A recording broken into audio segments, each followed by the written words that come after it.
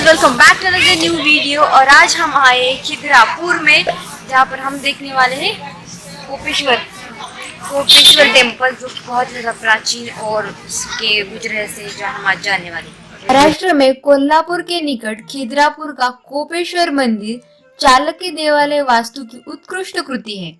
कोपेश्वर मंदिर इतना ज्यादा प्रसिद्ध नहीं है, कदाचित इस क्षेत्र में इस वास्तुकला का एक ही मंदिर होगा, ये भी उसका मुख्य कारण हो सकता है। तो आज हम जानने वाले हैं इस मंदिर के बारे में सब कुछ इस वीडियो में।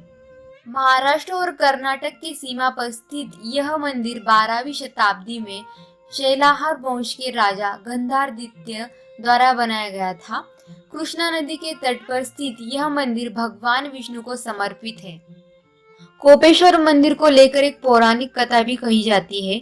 जब माता सती ने आग्रकुंड में कूदकर अपने देह को जला दिया था, तब शिव जी अत्यंत क्रोधित हो गए थे और माता सती के जलते हुए शरीर को लेकर वो नृत्य करने लगे। ऐसे में विष्णु जी को उनको शांत करने के लिए पृथ्वी पर आना पड़ा था। यही वह जगह है जहाँ पर महादेव का क्रोध शांत हुआ था। इस वजह से इस मंदिर का नाम कोपेश्वर मंदिर रखा गया। इस मंदिर का सबसे ज्यादा आकर्षित दिखने वाला पार्ट है स्वर्ग मंडप, जो कि 48 स्तंभों पर बना हुआ है। अगर हम हर एक स्तंभ की बात करेंगे तो हमें 2 घंटे भी कम पड़ जाएंगे, क्योंकि हर एक स्तंभ की अलग एक बात है और अलग संरचना है। अगर आप इस मंडप को देखना चाहते हो तो डेफिनेटली विजिट द प्लेस, क्योंकि बहुत ही ज्यादा खूबसूरत दिखता है। और इसका जो मंडप है, आकाश उसका छत है, तो ये बहुत ही ज्यादा खूबसूरत दिखता है। तो हमने यहाँ पर देखा वो। उसके बाद अगर आप नजदीक से देखोगे, हर एक स्तंभ की कुछ ना कुछ खासियत है। और यहाँ पर 8 दिशाओं में 8 आराध्य, जिन्हें दक्षपाल भी कहा जाता है, स्तंभ में बहुत ही ज्यादा विशेषता भरी हुई है। लाइक इस पे 4 विष्णु, कार्तिक, सूर्य तथा शिव की प्रतिमाएं आपको दिखती है, जिसका हर एक शक्ति का प्रतीक है। बहुत ही ज्यादा बारीक काम और अलग ही अद्भुत संरचना है, आप देखते रह जाओगे। मुक्त आकाश की वास्तुकला मतलब हमारा स्वर्ग मंडप देखने के बाद हम पहुंचते हैं सभा मंडप पे। सभा मंडप मुख्य मंदिर का एक बहुत ही बड़ा भाग है। इसका आकर्षक चौखट के ऊपर सरस्वती जी की मूर्ति है और 10 द्वारपाल 5-5 एक साइड में आपको दिखाई दे रहे होंगे। बहुत ही ज्यादा खूबसूरत नक्काशी काम उस पर भी किया गया है। सभा मंडप भी स्वर्ग मंडप की तरह ही है, पर यहाँ पर जो स्तंभ है उस पर जो कलाकृति है वो अलग है और हर एक कलाकृति का अलग ही महत्व है, जिससे हमें हमारे रोजाना जिंदगी में कैसे रहना चाहिए, किससे बात करनी चाहिए और रोज हम क्या करते हैं, क्या नहीं करना चाहिए, इसके बारे में भी बहुत सारी शिल्पकारी है। तो आप नजदीक से देखोगे तो आपको पता चलेगा कि हर एक स्तंभ का अलग अलग महत्व है। तो ये 60 स्तंभ पर खड़ा हुआ सभा मंडप है, पर इसकी छत है। प्रत्येक स्तंभ पर एक कीर्ति मुख है। ध्यान से देखा गया तो कीर्ति मुख का भी अलग अलग शिल्प आपको दिखेगा, प्रत्येक आकृति के साथ। और भी है मोर, मगरमच्छ, गरुड़, ऐसी आराध्य जैसे विष्णु, शिव, साधु, फल, पुष्प इत्यादि भी शामिल है। काले बसाल्ट पत्थर की चमक मिरर से कम नहीं थी। मैंने इस स्तंभों पर जातक कथा भी देखी। हम इजीली एनालाइज कर सकते हैं कि ये कौन सी कथा है। एक कथा है मगर एवं बंदर की, दूसरी है बड़बोले कछुए की। एक स्तंभ पर वसंत ऋतु का भी चित्र था। नर्तकों एवं पशु के दर्पणों की भी यहाँ पर प्रतिकृति आपको दिखाई देगी। महाकाव्य रामायण के कुछ चित्र भी यहाँ पर दिखाए गए थे, जैसे कि हनुमान को राम एवं लक्ष्मण के साथ दर्शाया गया है। कुछ स्तंभ पर उत्कृष्ट आकृतियां आपको दिखेगी। सभा मंडप की सर्वाधिक उत्कृष्ट कृति है अंतराल के बाहर बनी हुई द्वारपाल की प्रतिमा, जो कि पूरी तरह अलंकार में लदी गई है। अद्भुत और बहुत ही सुंदर काम किया गया है उस मूर्ति पे।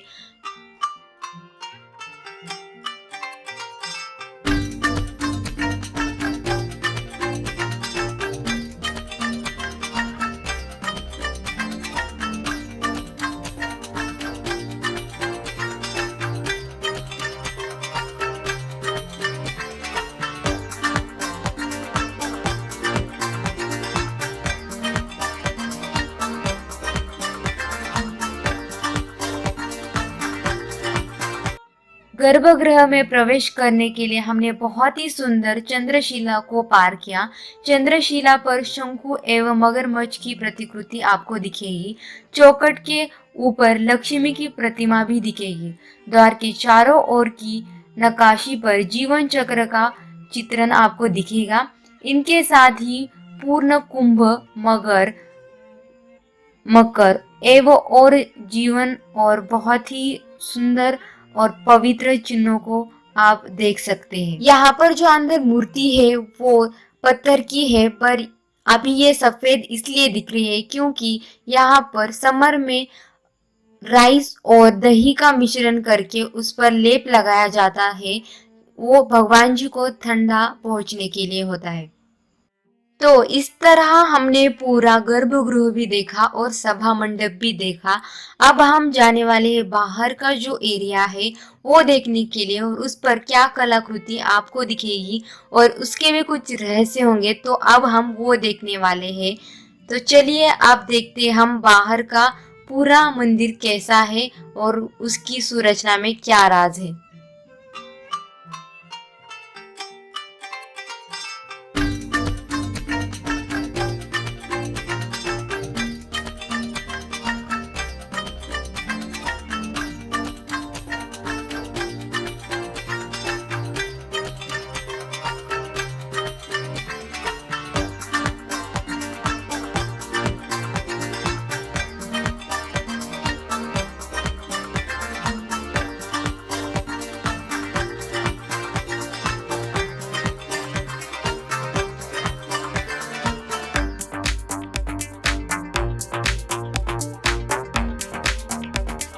मंदिर के बाहर की भिंतियां भी मंदिर के समान ही उत्कृष्ट और मनभावी है।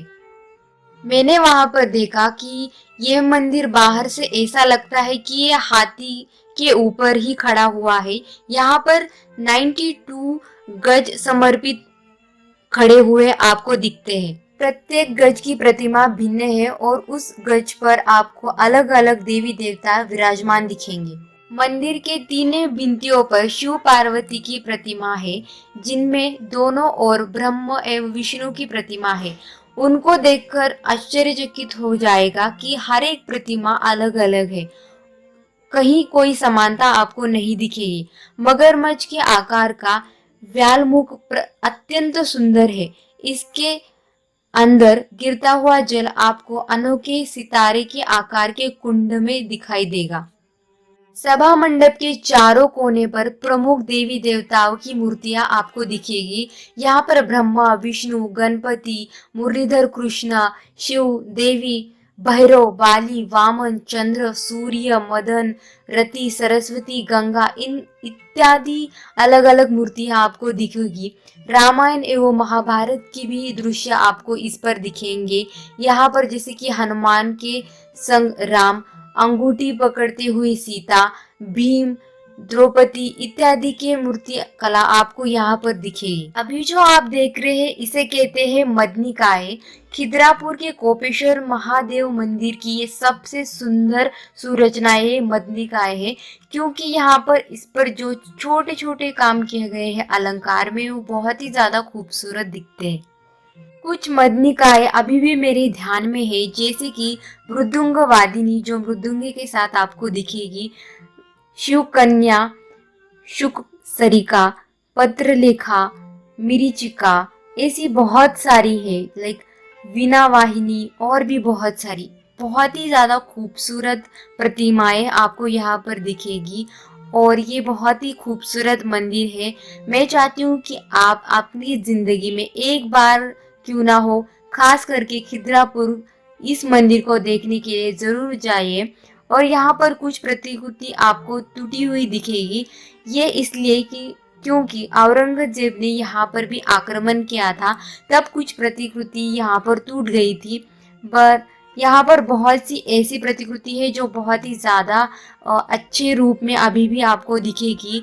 तो आप जरूर यहाँ पर एक बार विजिट कीजिएगा। ये बहुत ही नजदीक है कोल्हापुर से। अगर आप प्लान कर रहे हो कोल्हापुर जाने का कभी भी, तो यहाँ पर विजिट करना डेफिनेटली बनता है। Let me know in a comment section कि आपके इस मंदिर के बारे में क्या ओपिनियंस है और आपको ये वीडियो कैसा लगा। और आपको कुछ और भी जानकारी चाहिए होगी इस मंदिर के बारे में तो मैं कुछ लिंक्स आपको डिस्क्रिप्शन बॉक्स में प्रोवाइड कर दूंगी, जिससे आपको बहुत सारी जानकारी मिलेगी कि ये मंदिर एग्जैक्टली क्यों खूबसूरत है, क्या यहाँ के राज और भी क्या महत्व है आपको पता चल जाएगी। I hope you guys going to like this video, share it with your friends, your family, and do like and subscribe to my channel. Thanks for watching.